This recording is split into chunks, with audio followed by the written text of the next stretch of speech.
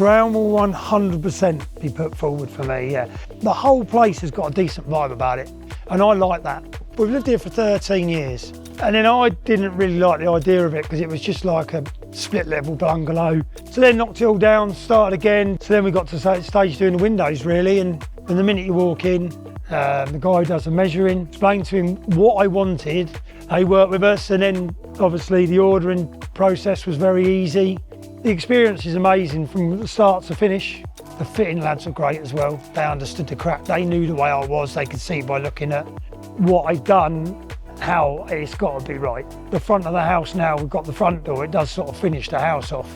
The internal blind windows, they're a perfect idea. Same colour as the windows, so when the blinds go down, it sort of masks it off, which is great. So the blinds for us are a no-brainer. That's the good thing. You can work with them and tell them exactly what you want.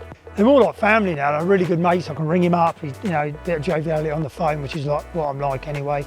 It's just effortless, to be honest. I'm not just saying that because they become friends. I'm saying that because it is very, very easy. You need honesty, don't you? You don't want a lot of